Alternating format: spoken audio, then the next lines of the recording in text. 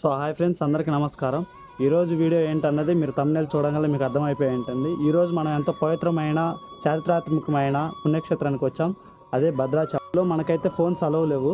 మనం అనేది video ready అయ్యాను. నేను ఇప్పుడే రూమ్లో రెడీ అయ్యి ఫ్రెష్ అప్ అయ్యి భద్రాచలం టెంపుల్కి అనేది వెళ్తున్నాను. మనం అక్కడికి వెళ్ళిన తర్వాత టెంపుల్ అనేది ఎలా ఉంటుంది ఏంటి అనేది మొత్తం వీడియో అయితే చేస్తాను. వీడియో మాత్రం తీసి నేను బయట భద్రాచలం గురించి విశేషత, అలాగే భద్రాచలం ఎలా వెళ్ళాలి, భద్రాచలంలో ఉన్న ప్రాముఖ్యత ఏంటి అనేది మొత్తం అనేది వీడియోలో అనేది ఎక్స్ప్లెయిన్ చేస్తాను. ఇంకెందుకు ఆలస్యం, వీడియో చూసేద్దాం పదండి. ఫ్రెండ్స్, భద్రాచలం అనేది కేవలం ఒక టూరిస్ట్ ప్లేస్ మాత్రమే కాదు, ఇది చాలా పవిత్రమైన ఆధ్యాత్మికమైన స్థలం. ఈ ప్రదేశానికి భద్రాచలం అనే పేరు రావడానికి కారణం ఒక కథ ఉంది. పురాణాల ప్రకారం భద్ర అనే మహర్షి ఇక్కడ లార్డ్ రామ కోసం తపస్సు చేశారని చెబుతారు. అతని భక్తిని చూసి రాముడు ఇక్కడ ప్రత్యక్షమయ్యారని పురాణాలు చెబుతున్నాయి. అందుకే ఈ ప్రదేశానికి భద్రాచలం అనే పేరు వచ్చింది. ఈ శ్రీ సీతారామచంద్ర స్వామి టెంపుల్ చాలా పురాతనమైన ఆలయం. ఇది సుమారు 17వ శతాబ్దంలో నిర్మించబడింది. ఈ ఆలయాన్ని నిర్మించడానికి ముఖ్యమైన పాత్ర పోషించిన వ్యక్తి కంచర్ల గోపన్న. ఆయనను మనం భక్త రామదాసు అని కూడా పిలుస్తాము. అప్పుడు ఆయన గోల్కొండ రాజ్యంలో తహసీల్దార్గా పనిచేసేవాడు. ఆయన రాముడిపై ఉన్న భక్తితో ప్రభుత్వ డబ్బుతో ఆలయాన్ని నిర్మించారు. దాంతో ఆయనను జైల్లో పెట్టారు. కానీ ఆయన జైల్లో ఉండగా కూడా రాముడి పాటలు పాడుతూ భక్తిని చూపారు. ఆ తర్వాత రాముడే రాజుకు డబ్బు ఇచ్చి ఆయన్ని విడుదల చేశారని కథ ఉంది.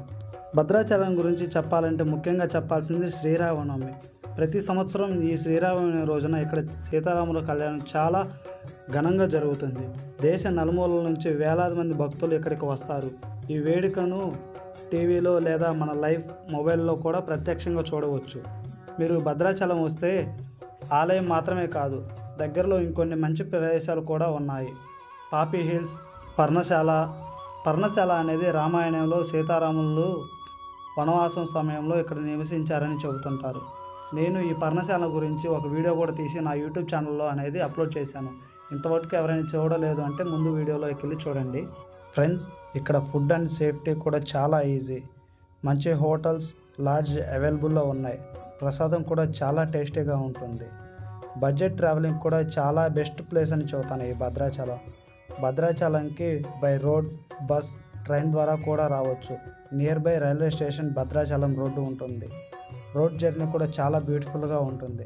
భద్రాచలం అనేది కేవలం ఒక ప్లేస్ కాదు, ఇది ఒక భక్తి, ఒక ఎమోషన్, ఒక ఎక్స్పీరియన్స్. మనం అలా భద్రాచలం వ్యూ మొత్తం చూసుకొని, టెంపుల్ దగ్గర వ్యూస్ చూసుకొని భద్రాచలం దర్శనం అయిన తర్వాత మనం గోదావరికి వెళ్ళి నది స్నానాలు చేయొచ్చు. అలా నది స్నానాలు చేసి వస్తున్న సమయంలో మనకి కనిపిస్తున్న ప్లేసుల్లో చాలా బొమ్మలు అనేవి మనకు కనిపిస్తాయి. అలానే లడ్డు ప్రసాదం కూడా తీసుకోవచ్చు. ఫ్రెండ్స్, మన భద్రాచలం ఆలయం పక్కనే మనకి గోదావరి నది అనేది ఉంటుంది. ఈ గోదావరి నది మన సౌత్ ఇండియాలోనే ది మోస్ట్ పాపులర్ గోదావరి నది. దీన్ని మనం చాలా పవిత్రమైన నదిలా భావిస్తాము.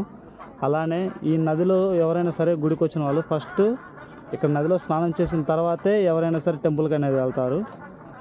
ఇది మనం చాలా పవిత్రంగా భావిస్తాము. ఒకానొక టైంలో రాముల వారు, సీతమ్మ వీళ్ళందరూ కూడా ఎక్కడి నదిలో స్నానం చేసేవాళ్ళు. ఇక్కడ స్నానం చేసి ఈ నదిలోనే మనకి రాముల వారి విగ్రహం దొరికితే ఇక్కడ నుంచి కంచర్ల గోపయ్య అనే వ్యక్తి ఆ విగ్రహాన్ని అక్కడికి తీసుకెళ్ళి అక్కడ ప్రతిష్ఠించి గుడి అనేది కట్టారు. ఇక్కడే చూస్తున్నారు కదా మీరు, ఈ ప్లేస్లో మాత్రమే ఆ విగ్రహం అనేది దొరికింది.